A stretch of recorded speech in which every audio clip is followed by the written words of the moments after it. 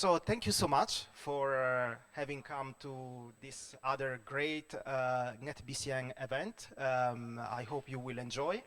We have a fantastic lineup of presenters and then a panel afterwards. We start we have all the buzzword for a cool event in 2025. We have observability, IPv6, segment routing, automation, cloud, so all.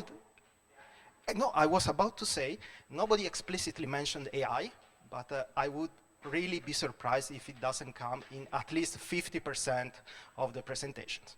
So let's start with David and observability. So thank you, David. Thank you. Hi, my name is David Flores. I'm a Venezuelan living in Ireland. I've been in Ireland for quite a while, so I'm Irish Venezuelan, and happy to be both. Today we're going to be talking about modern network observability. Actually, I author a book. One of the authors is sitting right there, Christian Adel, and he's trying to bring some of the ideas of our experiences and learning, trying to work with open source tools in order to get some modern view of network monitoring in this space. Okay. Networking today. Okay, so network monitoring today. So networks, I actually tried to come up with a really good one-liner at the beginning of the presentation, like something to catch everyone's eyes. But there's nothing better like saying the network is the backbone of infrastructure, right? I think that pretty much we know since the day the inception of networking actually came into place, but with modern infrastructure, I think it's even more, we highlight more the importance because now the applications, the workloads that we are operating, cloud, hybrid, on-premises, we're talking about virtualization, we're talking about containerized workloads. We're looking at, before we had really big monolithic applications that basically did the front end, the back end, the database, everything in just one server. Now we're trying to decouple that and make them tag over the network. We have different services. We have a microservices pattern that basically all of these services need to be talking to each other, and you need to provide observability on top of them. You need to provide some kind of, basically visibility. And today, it's really impressive that a lot of the places that my experience have been talking to, we still are relying on tools that they're great, but they lack, especially on the inside side of things, okay? The main thing here is that they're great for keeping the lights on, but we're missing data, we're missing context, we're missing more visibility of what the network can give us, right? So, observability. Observability is a pretty fancy term. It's not new now. I think it's been around for a while now. And, but I think those two, observability based on monitoring, pretty sum up the difference between each other. So monitoring is more around like the what happened, while the observability is why it happened. It's trying to get more insights out of the data. The network itself, the infrastructure, is filled with data that is actually really useful. Some of that data is not, but we have multiple signals, right? We have a way, we normally have been looking at data coming from metrics, from basically SNMP sources. But we have also logs data that we actually, hey, when there's an issue, I actually just look at the logs. But there's also flows data. I don't know, NetFlow, IPFX. There's also syntactic monitoring, okay? And this only is part of like what is already there in the infrastructure space. Storage has their own ways of displaying the data and exposing the data. Applications front end, back end, traces. They also have a lot of information and signals that we can actually feed and use. So the current tool sets, okay, is basically one of the few things is that is inflexible data collection. We have not only one way to query the data, especially in the networking space. As you know, we have too many standards on how to collect the data. But definitely right now there's a lot of effort trying to normalize how we actually collect the data, how to actually consume the data, which is great. And but basically, we have too many processes, mechanisms, technologies, how to actually process that data. The other aspect of things is that on the non-open source world, the vendor lock-in is pretty big. So if there's some great tools, especially if you are tied to just one vendor, you have they can provide a lot of value, okay, for that specific network, but still is pretty much locked in. There are not that many networks that are just one network provider. There you have basically a multi-network provider, most of them. So, and I would say also the static dashboards is kind of like a pretty big thing, superfluous, but pretty big because that's actually how you get insights on what is happening on your network, right? So most of the vendor lock-in tools and also the open source tools of the day, they're pretty locked on what you can actually see on the data. And that comes with a myriad of challenges, like where the data is collected, how the tool actually itself can actually fetch that data, aggregate it, and express it or display it. So there's a lot of nuances there. Why it's still so inflexible. The other aspect that I think this is one of the biggest ones is the context data. We're missing context. A lot of the current tools basically rely on what is on the device. So the device is telling us how, if we're using SNMP, maybe we get information like config information, operations information, interfaces, statuses, maybe some traffic engineering information, but it's basically what the device is telling us what it has, right? IP address information, serial number information. But our network is built from way more than that. We need context, and that context can come in form of a role, owner who actually owns that device, information like the secrets ID, who's the service provider that actually has those secrets attached to it. And that usually comes from a place like a source of truth, okay? And that context, in observability, that's called contextual data, which is basically anything that can actually enrich the data. For network observability is actually I want to, maybe this is a unique approach, but we want to take it into a part of like what the design is telling us. What is your intended state? What is your intention on this network? And try to drive some of that information over to the observability side of things, okay? And then becomes the observability architecture. So in order to tackle, also start migrating some of these, challenges that we face with the current tooling, there's no one golden star, there's no one golden solution, unless you have a pretty standard network or small enough that you can actually cater for with the existing providers. But what I have seen is that there's no golden star. There's always something missing that you need in order to do your day-to-day operation. Especially operations is a pretty custom part. Like you might troubleshoot the device, you might work with operations on a network device or on a specific network in a pretty standard manner, and a lot of like the level 1, level 2 operations might be standardized. But when you have business and you have criticality on top of that, which is basically driven by the business needs, that's pretty custom, okay? That depends on the network. And you need that flexibility in order to, on your platform, in order to actually tell it to the network. So this is where the observability architecture comes into place. It needs to be a modular approach.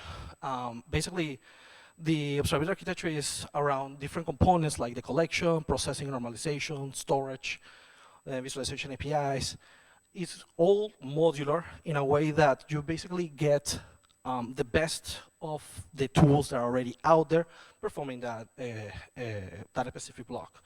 So collection is focused on data collection. We have services like Telegraph, FluentD, the new kid on the block, and Vector coming from Datadog. They are pretty good, ETL kind of services that extract data, transform it, and load it to different databases, okay? The next part might be something new, which is the processing and the normalization layer. This actually comes from the fact that we are not standardized. We have too many different network vendors. We have different values on the, and by say standardization is not because there's a unwillingness of standardizing. It's also the fact that different vendors provide different values and they are exposing the data differently. So there's definitely the aspect of the normalization is trying to talk the same language, trying to talk with a common schema. And that's really important when you want to drive intent, okay?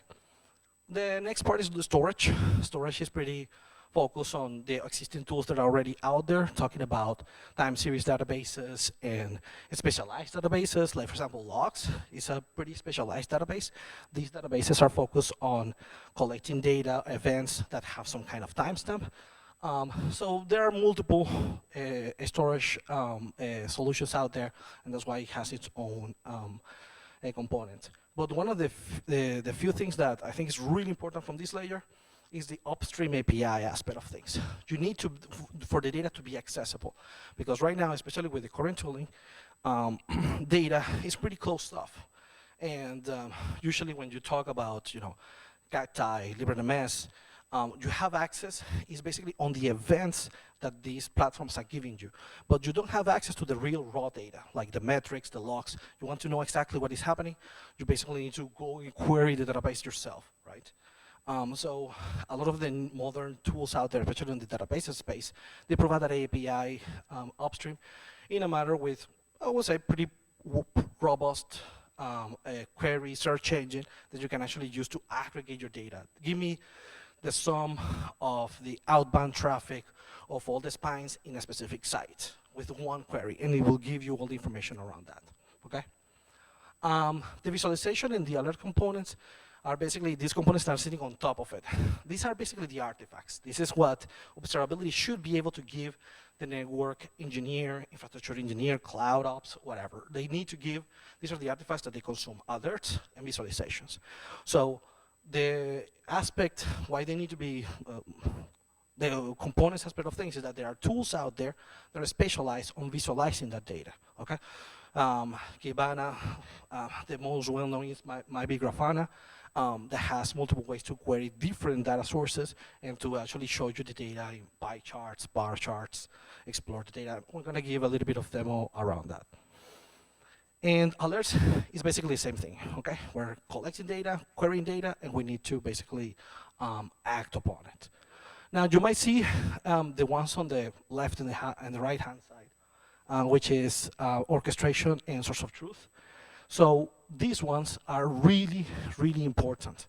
Why? Because source of truth gives that missing context. So you need to have different hooks in your observability platform in order to provide that missing context to your observability data to provide that business value.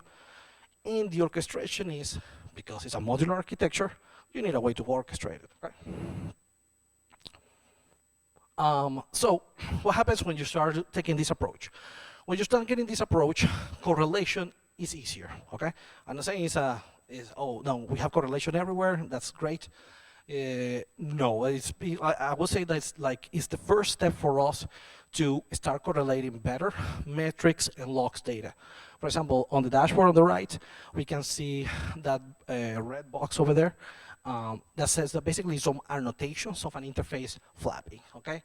While the blue lines on the right is when a user enter into configuration mode and exited configuration mode. And that's a good example of correlation. That's basically two different data sources, metrics and logs, and being able to give to the user a representation of what is happening, right? And this will basically improve our incident response aspect of things. Now, it's not all around data and alerts. It's also is around the data access and what you can do when you have data access. So having API-based systems where you can access the data, it gives you superpowers. It gives you scripting capabilities. You can create, for example, that a screen over there, and I think I have it on demo, is a Python script that basically is getting information out of a site and is telling you information from your source of truth, from your observability system, and is giving that to the engineer in a digested manner, okay? And event-driven automation, which for me is like the next step after this, which is, okay, I want to be able now that I have some standardized data sets, I have some standardized alerts, I know some of my incidents, how they look like, how can I start acting upon them? And that's where event-driven automation comes into place, because you need data from observability, you need data from your source of truth in order to create and consume workflows. Okay? And AI, of course, we cannot forget AI. So um, for AI, there's multiple use cases out there, and I'm not going to bother you or talk too much around, especially on LinkedIn. Everything is AI all over the place. What I can tell you, though, is that the LLMs are great at processing a lot of data, give you context around the data, especially summarizing that data. So in the book, for example, there's a pretty good lab that actually Christian created around RSA, root cause analysis. And the whole idea is actually, based on an event or an alert that was generated, can you give it more context? So queries databases in order to get the necessary amount of logs, then talks to an LM, tell it, hey, you're the expert. That's always the initial prompt. Tell me what I need to do next. So that kind of aspect gives a lot of value, especially for resolution time. Okay, it helps especially on the NOC engineers to give a lot more context of what is happening inside the network. So yeah. So okay, basically demo time. This demo is based on the lab actually that is on the book. It's a pretty simple lab. Basically, we have two network devices, USO1, USO2, and these devices have different links. I'm going to be flapping one of those links later on. But the whole idea is that we have collectors on that collecting layer that are collecting metrics and logs from those devices. And they're sending information back to the observability backend. Okay, the observability backend is powered by Grafana, Prometheus, Grafana Loki, Keep, as an alert and incident management tool.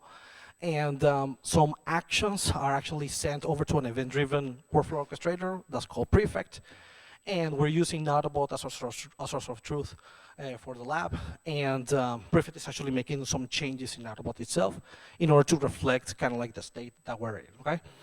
But all this demo has different phases. I wanted to make it into a way that you see the value of the different layers of the observability, so let's see how it goes. I might need to do, okay, this works. So the first part is going to be network changes with annotations. So the focus of this demo is going to be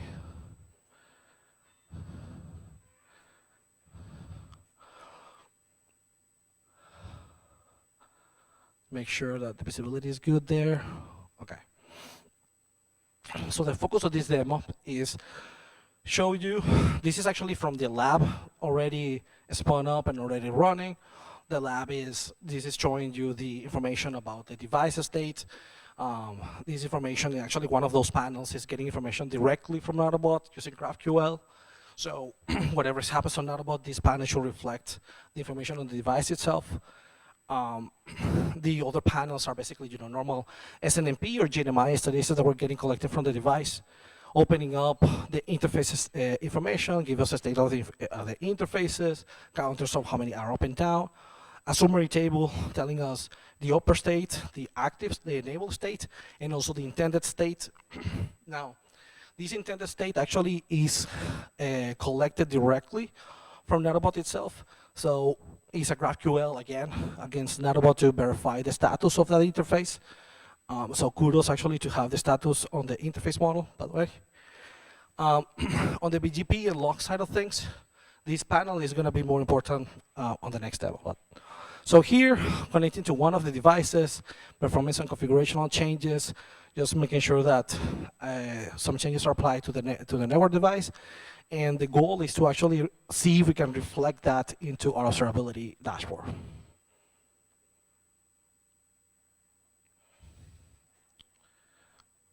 So what you see there might not be that good. Maybe use a white background better, but though there are blue lines over there that basically tells the log information, and also those color boxes over there are the tags.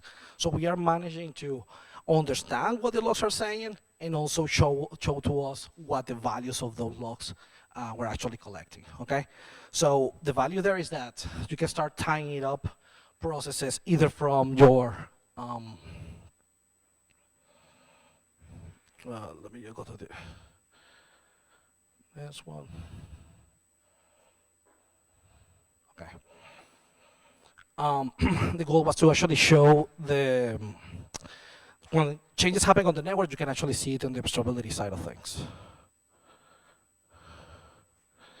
This next one is around displaying traffic usage. So in this one, we're actually just seeing the traffic usage on one of these interfaces on one of the devices, CSO2. And in this case, we're CSO1, sorry. And in this case, we're connecting to CSO1, making sure that we're going to be generating traffic to a specific interface. In this case, it's Ethernet 2. And we're going to be generating some traffic, just doing some example ping. Now, that command over there, let me see if I can pause it a little. Yeah. So that command over there is basically a CLI application that is connecting over to the backend database in order to get metrics, okay, and see the bandwidth of those links. The whole idea of this high bandwidth CLI command is to basically show me on my device which are the devices that are violating X threshold. And by default, this threshold is, I think, 1 kilobits per second. There's a watch command flag over there that basically should be refreshing the output every, I don't know, 10 seconds, I think. So this is reading the information out of the devices. I started regenerating traffic out of the devices, and this automatically picked up the new interface with the high bandwidth aspect of things. And basically, this part is constantly querying the database and making sure that what are the violations there to see the traffic.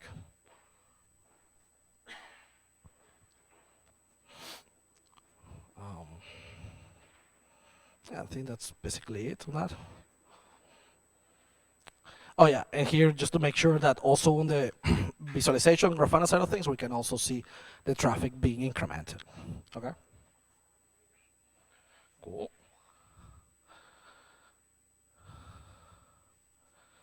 And the last one, this is a pretty big one, so I hope you can follow me with this one. It's a big one because it's actually all correlated, all connected. So in this case, we're going to be generating alerts, okay? But these alerts, usually your alert system are affected on or acted upon metrics, okay? And most of the time, a lot of the value is coming from logs.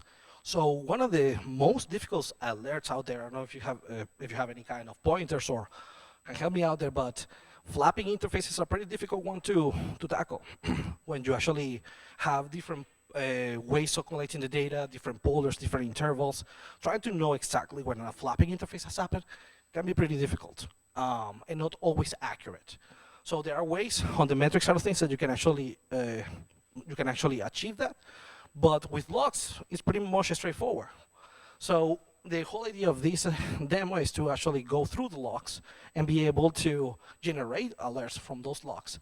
Have a way for us to explore those logs to make sure that alert actually is telling us the truth, and then go to event-driven automation. I want my alerts be kept in an alert and incident management system, a database that has a record of all the alerts that I'm collecting from the network, and be able to create actions on it, which is an automated workflow that is basically going to tell the short truth that, hey, my interface is alerted. It's a bunch of, it's a pretty big workflow for just changing an alert in this case in Autobot to tell that the interface has been alerted. But the whole idea behind this is trying to paint a picture of what is possible with a level of architecture.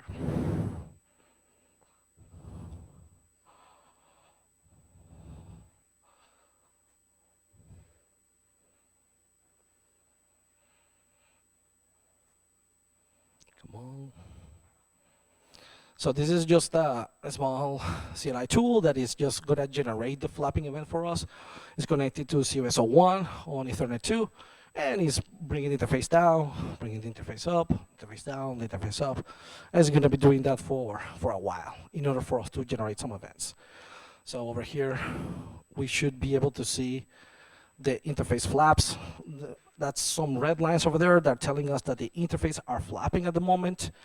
Um, and we're going to be exploring that. So for that, we go to the explore mode in Grafana, basically have the capability of using the explore tab of Loki and start looking into the log data set. Having structured data of your logs helps you be filtering down what is actually happening on a specific device. And also, since the data is already structured, we can see which one sees error or warning, info, etc. Over here, the data itself, the log itself is for the process, so we're actually making sure that we're receiving, like, we're looking at the up-down interfaces only, and that the up-down interfaces are basically down, okay? Just make sure that the interfaces are down, and that we're only seeing those events. The whole idea of this small showcase was to basically see if show you the capabilities of filtering and the manipulation that you can do when you're exploring your data. Okay. You can do rejects, you can add multiple devices. Right now it's only COSO1. You can actually do some regex magic there in order to search for 2 devices. So it's pretty powerful stuff, especially when you're doing troubleshooting. Okay. CSO1, CSO2. Now we're going to be looking at the alert rules. So how are these alerts generated?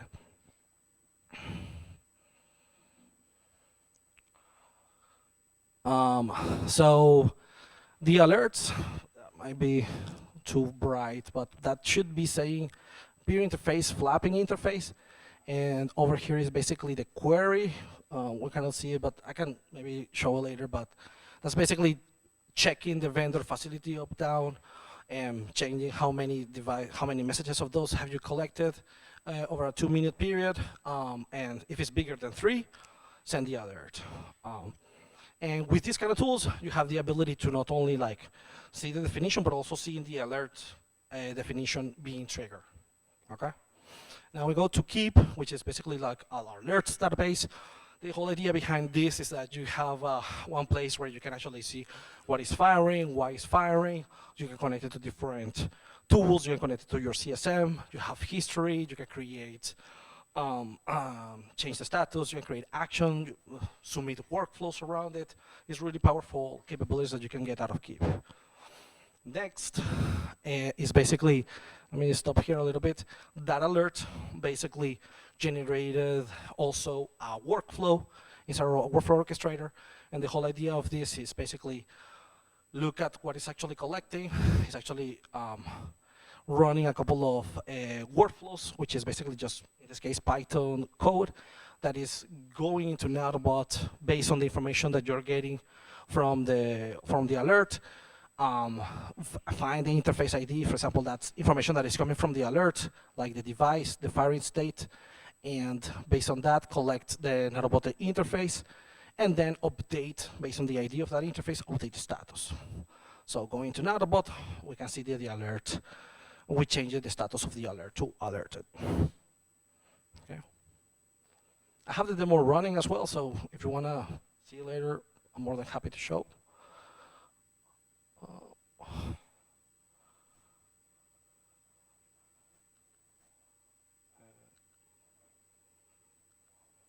Okay. Now, what I've been talking so far are kind of like the good things about some solutions. Yeah, sure. 5 minutes, okay. What we're talking about are the good things about the aspect of observability, but of course, there's definitely the challenges. The challenges are pretty big, like scale, management, overhead, expertise. What do I need to know? Do I need to learn like a brand new technology set? Do I need to be now a systems engineering? Do I need to work the management? How many components are we talking about with all these modules that you're referring to? And how big can this scale out of a POC? So I think one of the key aspects of things of this talk, and I would like to be the takeaway, is that observability is modular, and that should be the key. So the goal is to build something that is tailored to your organization, especially to your current needs operationally. Okay, you don't need to be a database expert. You don't need to have a cloud engineering degree or anything like that in order to interact with these tools. You can use them. There are pretty good guys out there in order how to use them. But also, basically leverage what your organization already have. So if you have a DevOps team, a cloud teams that already are leveraging some kind of observability, see what needs to be done in order to leverage that, okay? Outsource what you can. Where does it make sense? For example, the AI ops side of things, okay? And now I'm saying AI ops. At the beginning, I was just saying ops. Now it's AI ops all over the place. So the AI ops side of things, PagerDuty, Ops Genie, Keep, they are built to keep, your normal ITIL framework and the operation side of things to be in a position that is going to keep that part good. It's going to give you on-call capabilities, it's going to give you messaging capabilities, prioritization, scale, all of that is built into those platforms. So the thing that I wanted to highlight is basically that you basically are here, especially on the network side of things. The NetOps, NRE, NetDevs are here, and you are the experts of your domain, right? So you know what kind of data it makes sense for you to be monitored or alerted on. And you know also what needs to be alerted on and why, okay? So that basically puts you into a pretty good step of be focused on the collection, the processing of that data, and then basically leveraging those tools in order to get the insights that you need, okay? And if you want to test it, by the way, there's a link there. Network Observability Lab is open to everyone. If you want to test it around, there are some books and some guides there. If you want to test all the components that actually I just showed right now, it has an opinionated configuration for all the components. So feel free to look at it. And yeah, that's basically it. Thank you.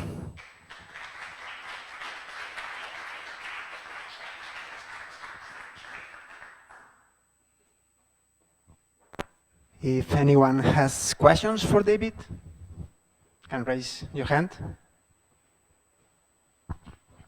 Thank you very much, David, for your presentation. I like it very much.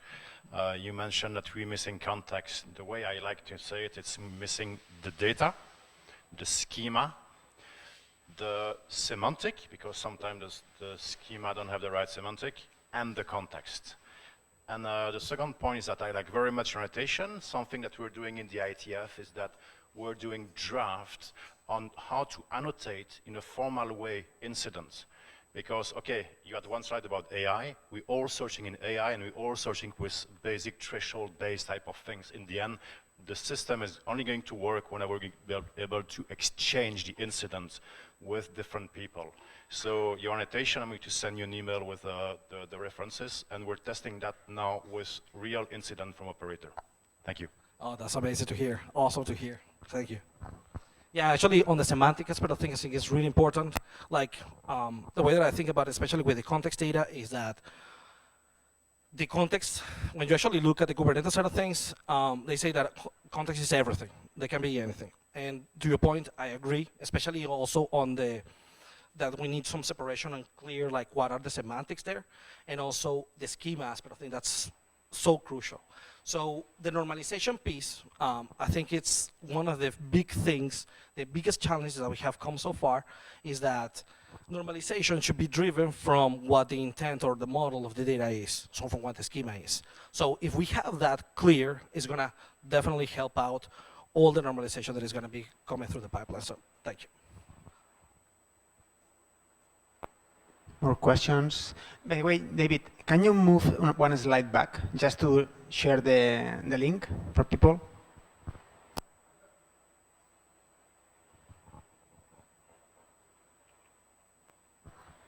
Thank you very much for the presentation. Very interesting.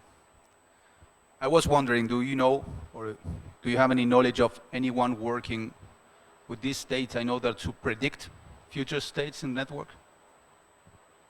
So, to know, yes. There are a few, I would say maybe big players are definitely on the predicting side of things. Well, I have seen, I cannot tell exactly who, But what I can tell you is that definitely there are capacity teams built in place using this data and using machine learning behind it in order to help predict what is going to be, the load of the traffic that is going to be affecting a specific region A, region B, region C. So definitely, yes.